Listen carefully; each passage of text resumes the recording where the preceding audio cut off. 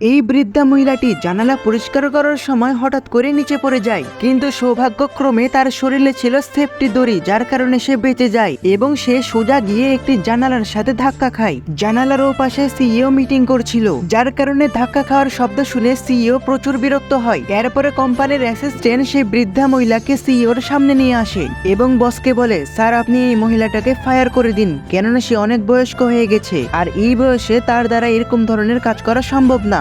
কিন্তু সেই মহিলাটি বসের সামনে হাঁটু গেড়ে বসে এবং তার কাছে ক্ষমা চায় এবং বসকে প্রমিস করে সে জীবনে কোনোদিন এমন ভুল করবে না। বসের ওয়াইফ খুবই দয়ালু ছিল, যার কারণে সে মহিলাটাকে মাফ করে দেয় এবং তার চাকরির বেতন 3 গুণ বাড়িয়ে দেয়। কিন্তু একদিন যখন বস তার ওয়াইফের সাথে হাসপাতালে এসেছিল, তখন সে বৃদ্ধা মহিলাটাকে তার মেয়ের সাথে দেখতে পায় এবং সেখানে 2 জন নার্স বলা বলি করছিল।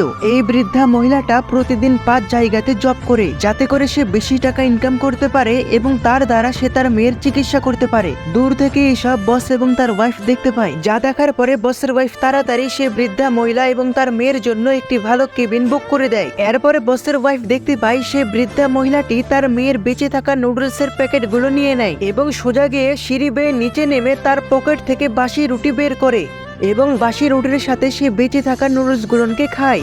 দূর থেকে বসের ছেলে মহিলাটির এত কষ্ট দেখার পরে সে তার জন্মদিনের কেকটিকে মহিলাটিকে দিতে আসে। মহিলাটি সেই ছেলেটিকে দেখে খুবই অবাক হয়, কেননা আজ থেকে প্রায় 35 বছর আগে মহিলাটির একটি ছোট বাচ্চা হারিয়ে গিয়েছিল, যাকে দেখতে ঠিক তার মতন। এখানে আমরা জানতে পারি কোম্পানির বসই হলো এই মহিলাটির হারিয়ে যাওয়া ছেলে। নেক্সট পার্ট দেখার জন্য সাবস্ক্রাইব করো।